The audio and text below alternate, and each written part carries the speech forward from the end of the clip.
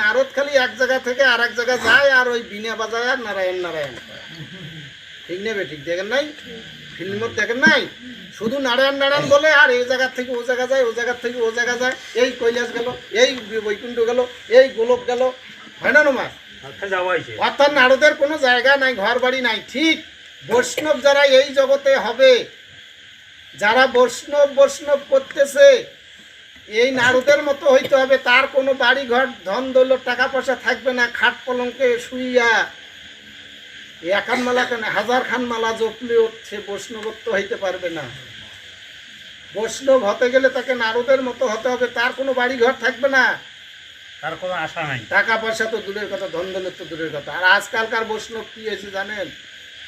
বিমানও দাইসেছে, খাট পলঙ্কে ঘুমাইছে,